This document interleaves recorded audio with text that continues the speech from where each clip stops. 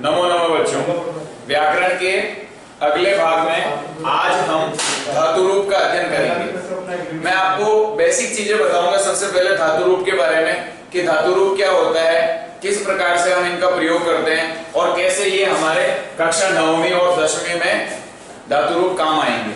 तो देखो, धातु रूप जो है, धातु का मतलब होता है क्रिया। धातु को हम बोलते हैं क्रिया। क्रिया हिंदी में होता है और धातु उसको संस्कृत में बोला जाता है। क्रिया मतलब कि हमने लिख दिया खाना, पीना, आना, जाना, दौड़ना, ये हमारे पास विभिन्न प्रकार की क्रियाएं हैं। ठीक है, अब ये क्रियाएं सारी की सारी हिंदी में हो गई, लेकिन अब जब संस्कृत में बात करते हैं, जब हम संस्कृत में वाक्य निर्माण करेंगे तो उस समय ये धातु रूप में चेंज हो जाएगा और उनको धातु रूप के हिसाब से जब हम बोलेंगे तो खाने को बोलते हैं हम खाद धातु यूज करते हैं, पीने को हम पा धातु यूज करते हैं, आने को हम गम यूज करते हैं और जाने को हम गम कहते हैं और दौड़ने को हम धाव धातु के रूप में यूज किया जाता है। तो ये हमारे पास संस्कृत में धातुएं हमें प्राप्त होती है इस प्रकार से। ठीक है, अब हमने ये धातु की बात समझी कि धातु को हम क्रिया बोलते हैं, क्रिया इस प्रकार से होता है और धातु जो है उनको ये बोला जाता है। लेकिन इनके आगे मैंने एक शब्द और लिखा, रूपाणी। तो धातु रूप जो है वो कैसे बनेंगे, देखिए, हमारे पास 3 पुरुष होते हैं, प्रथम पुरुष, मध्यम पुरुष और उत्तम पुरुष। उत्तम पुरुष, ये हमारे पास 3 प्रकार के पुरुष हैं। इन 3 प्रकार के पुरुषों से ही हमारी संस्कृत चलती है। देखो, हमारे पास वचन भी 3 होते हैं, एक वचन, द्विवचन और बहुवचन। ठीक है, हमारे पास धातु हमने कोई सी भी उठा ली, हमने गम धातु ले लिया, हमने यहां लिख दिया गम धातु और गम धातु के हमें रूप लिखने हैं। तो मैं अभी सबसे पहले आपको रूप बता रहा हूं, इसके बाद दूसरी डिटेल बताऊंगा, ध्यान से सुनिएगा। गम से जब मैं यहां पर आपका लट लकार ले रहा हूं, ठीक है, गम से जब हम चलेंगे तो ये हो जाएगा गच्छति, फिर ये हो जाएगा गच्छतः और ये बहुवचन में हो जाएगा गच्छन्ति। गच्छति, गच्छतः, गच्छन्ति। मध्यम पुरुष में हो जाएगा गच्छसि, ये हो जाएगा गच्छतः और ये हो जाएगा गच्छत। गच्छति, गच्छतः, गच्छन्ति, गच्छसि, गच्छतः, गच्छत, ये हो जाएगा गच्छामि, ये हो जाएगा गच्छावः और ये हो गया गच्छामः। ये मैंने आपको केवल धातु रूपाणी का एक टाइप बताया है कि धातु रूप होते कैसे हैं। तो ये धातु रूप हमारे इस प्रकार से होते हैं। ठीक है भाई, ये हमने एक धातु लिया और एक धातु का रूप लिख दिया।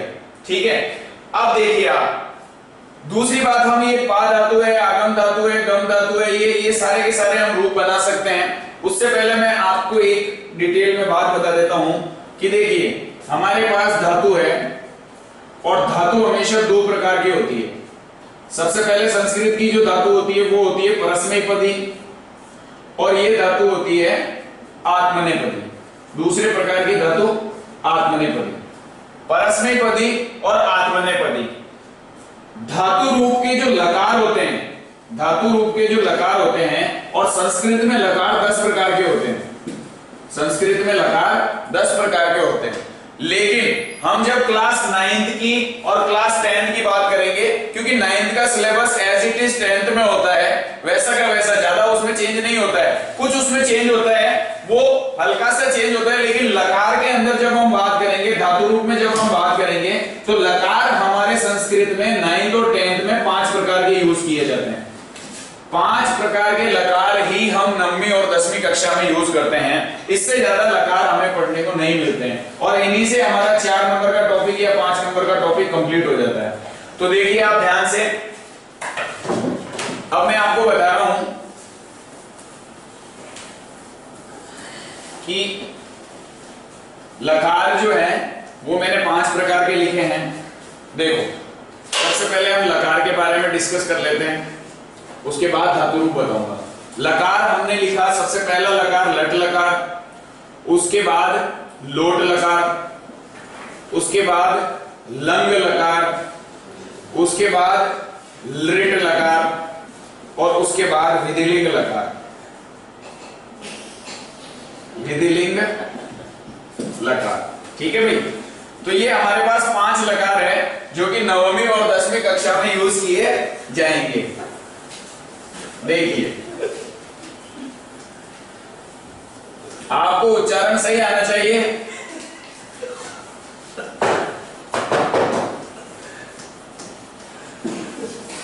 देखिए, ये लट लकार।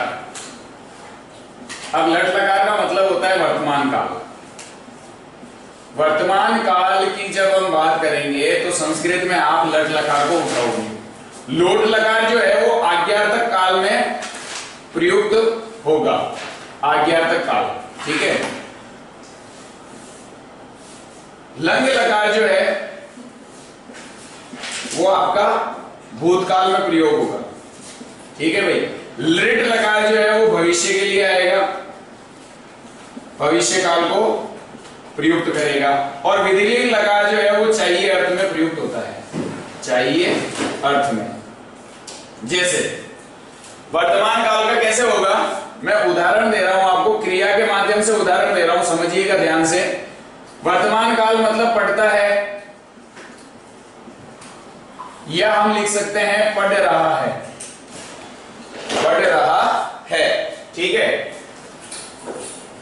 ये इंडेक्स जो मैं बनाने जा रहा हूं इसको आप ध्यान से समझेंगे तो शायद धातु रूप और शब्द धातु रूप में आपको कभी समस्या नहीं आएगी, और लकार में भी कभी समस्या नहीं आएगी कि कौन सा लकार कहां प्रयोग करना है, किस वाक्य में बनाना है। तो पढ़ता है या पढ़ रहा है, ये दोनों एक ही बात है, और ये वर्तमान काल को प्रयुक्त करेगा। आज्ञार्थक काल का मतलब है कि जाओ, आओ,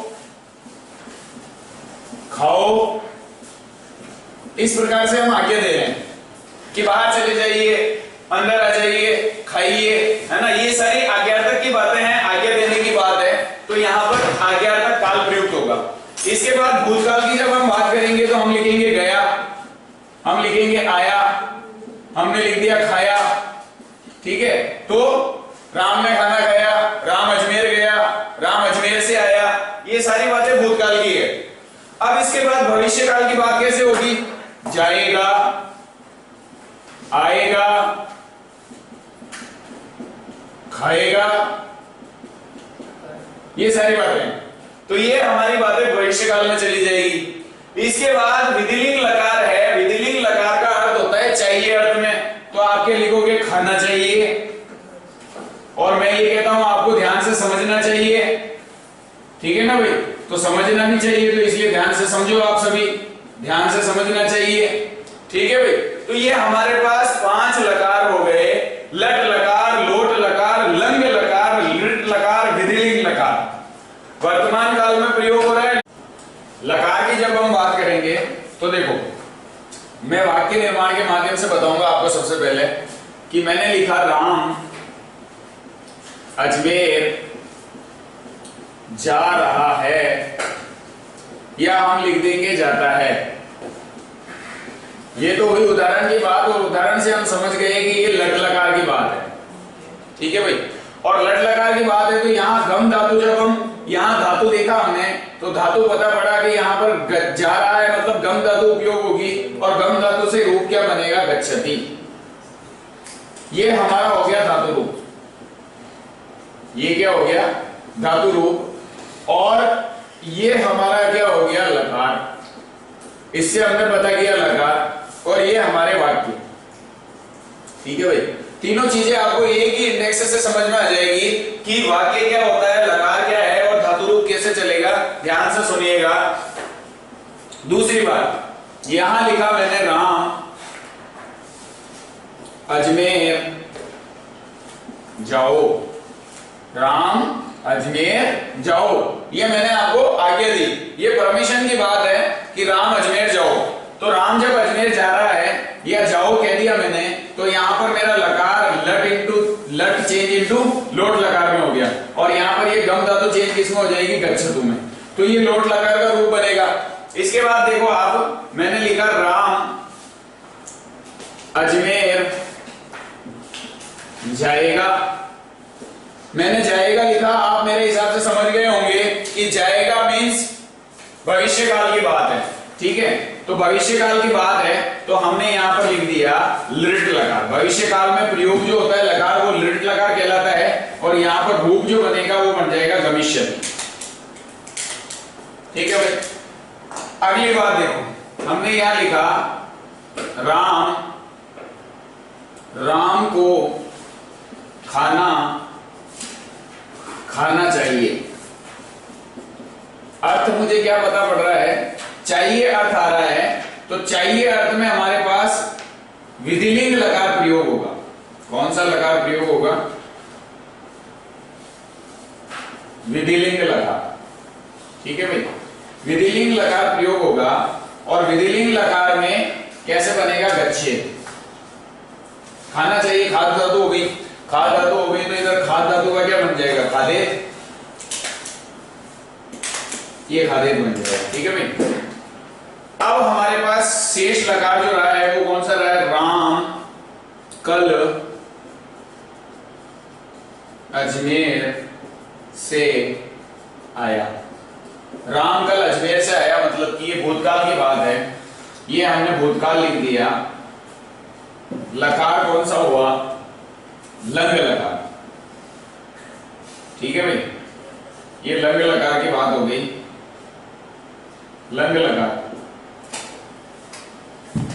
और ये यहां पर बन जाएगा अगच्छत।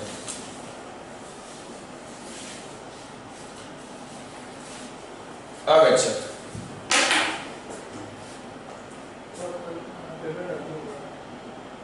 ठीक है भाई।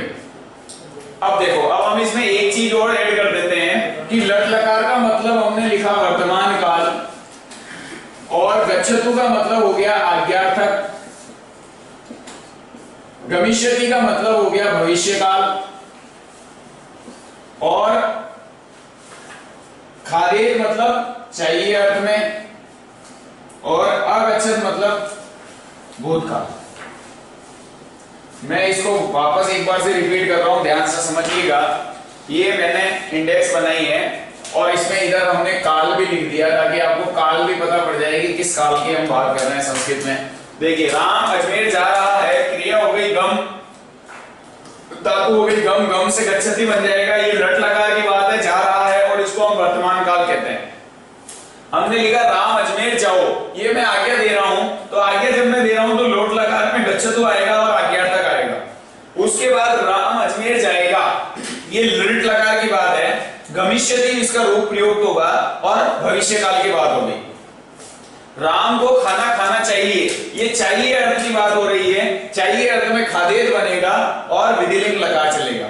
उसके बाद राम कल अजमेर से आया, तो जब कल अजमेर से आया मतलब कि ये भूतकाल की बात हो गई, तो ये लंग लकार की बात है, ये अगच्छत इसका रूप चलेगा, और ये भूतकाल हो गया। यहां तक कि ये इंडेक्स हमें ये समझा देती है कि कौन सा धातु रूप किस लकार में प्रयुक्त होगा, ठीक है। अब हम आगे की बात करते हैं। मैंने आपको इससे थोड़ी देर पहले समझाया था कि धातु रूप दो प्रकार के होते हैं, और लकार हमारे संस्कृत में 10 होते हैं। 10 लकार में से 9वीं और 10वीं कक्षा में केवल 5 लकार ही हमारे सिलेबस में आते हैं, और 5 लकारों के जो नाम है वो अभी मैंने आपको बताए हैं कि लट लकार, लोट लकार, लंग लकार, विधिलिंग लकार और लिट लकार। अब देखिए, अब हम सबसे पहले एक लट लकार का एग्जांपल ले लेते हैं। लट लकार मतलब वर्तमान काल। मैं एक ही धातु लेता हूं, और मैंने वो धातु ली है भू धातु। भू के जब रूप चलेंगे तो वो भवती हो जाएगा, ठीक है भाई। ध्यान देने वाली बात है, भू से भवती चलेगा, और भवती से देखो लट लकार में क्या बनेगा। मैं यहां लिख रहा हूं एक वचन, यहां लिख रहे हैं हम द्विवचन, और यहां लिख देते हैं बहुवचन। ये वचन 3 हो गए, पुरुष भी हमारे पास 3 रहेंगे। ये प्रथम पुरुष, ये मध्यम पुरुष, और ये उत्तम पुरुष, ठीक है भाई। अब देखो, जब लट लकार की बात करी तो इधर आएगा भवती, भवतः, और क्या हो जाएगा भवंती, भवती, भवतः, भवंती, भवसी, भवथः और भवत। ये हो जाएगा भवामी, भवावह और भवामह। ये हमारे पास लट लकार की बात हो गई। ठीक है, अब लट लकार को मैं यहां पर चेंज कर देता हूं लोट लकार में। ठीक है, ये हमारे पास सबका सब गायब हो जाएगा। मैं अभी लोट लकार के आपको रूप बता रहा हूं, ध्यान से सुनिए। लोट लकार में कैसे चलेंगे, और ये सीधा सीधा इंडिकेट कर रहा है धातु रूपाणी को। ठीक है, यहां पर लिख दिया लोट लकार। ये लीजिए साहब, ये लोट से क्या बना, भवतु, भवताम,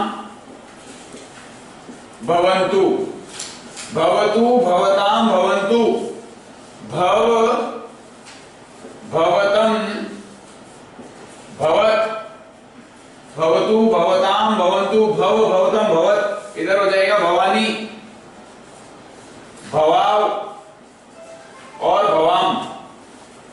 ठीक है भाई, ये हमारे पास लोट लकार की बात हो गई। अब लोट लकार के बाद हम अगला लकार कौन सा ले लेते हैं, लृट लकार। लृट लकार अनेक धातुओं में थोड़ा सा डिफरेंट रूप से चलता है, तो डिफरेंट रूप आपको याद करना पड़ेगा, इसके अलावा इसका कोई अल्टरनेट नहीं है। ठीक है, तो ये यहां पर जो चलेगा ये भविष्यति चेंज हो जाएगा, फिर ये हो जाएगा भविष्यति, भविष्यतः, ये भविष्यन्ति, भविष्यति, भविष्यतः, भविष्यन्ति, ये हो जाएगा भविष्यसि,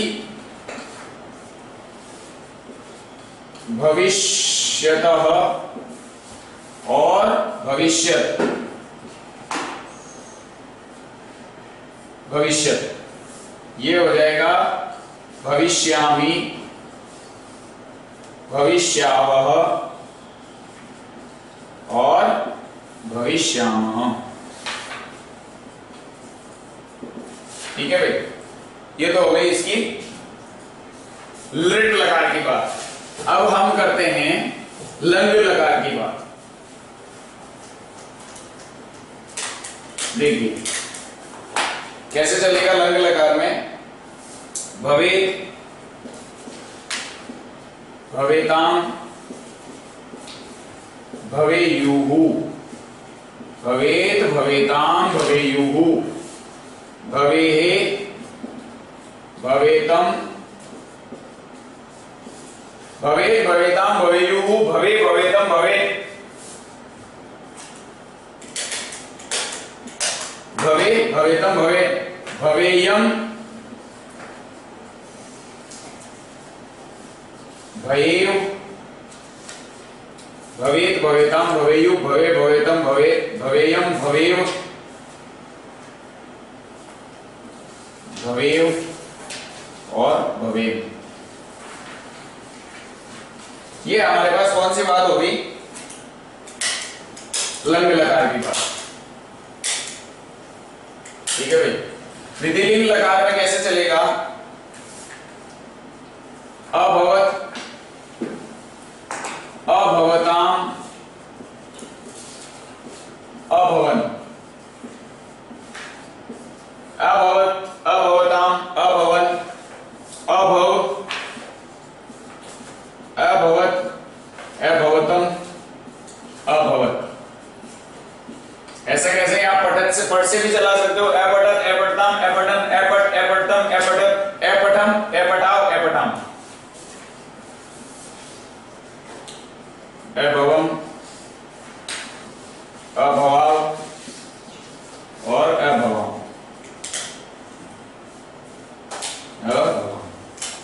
ये हमारे पास विधिलिंग लकार की बात हो गई।